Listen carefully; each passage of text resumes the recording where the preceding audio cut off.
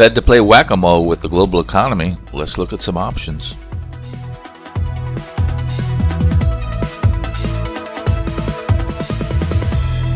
Hello, this is ChartGPT. Today, there's some CPI numbers out there. They're starting to tame a bit, but they're kind of starting to level off a little bit at lower levels, and some people are claiming victory.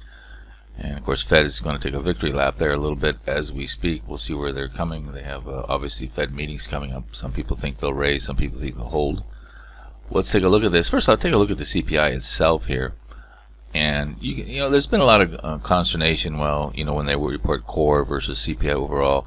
Just remember that core pretty much tracks along with the overall CPI. It's just it's a little bit more of a moving average, so to speak. Don't make too much about it. I know a lot of people make, well, they're not reporting all the CPI. Well, on the upside, that's true. On the downside, it's also inversely true. So I'll just kind of give you that. And a lot of people, they don't really understand the details of this. For example, here, if you look at the CPI food home, what they call the CPI food home index, these might be the folks, that have most of their income going to their housing, whether it be rental, mostly rentals. You can see here that the year-on-year as of now is only 2.4%, so a lot of people are claiming victory. But take a look at the raw index, and you can see here from 2022, it's the growth rate has stalled here. So, but that doesn't mean prices are coming down.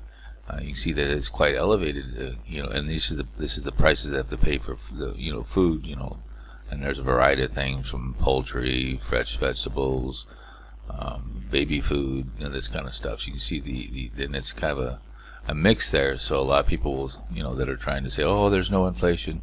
Well, the inflation has stalled. It doesn't mean it's gone away. Here's another example. Here's a good chart on that. So you can see the blue line here is where the prices are. The yellow line is the change. So when you hear inflation, well, inflation is only 2%.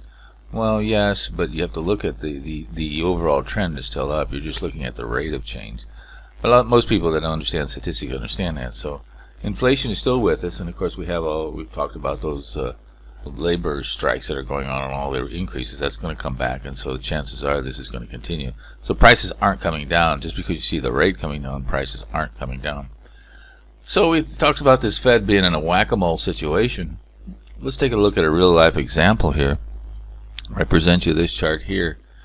Which whack-a-mole will the Fed hit? Now the Fed has a lot of tools: quantitative easing, quantitative tightening, raise interest rates, so they can manipulate the direction of the economy. So on the, shall we say, the left-hand side of this chart, we can see what happened in the housing market. We all lived through that situation with what they call the Great Recession, and the housing market fell 28% and created the consternation that we saw back then. And of course, this from the red line is, say, the owner's equivalent rent of residence.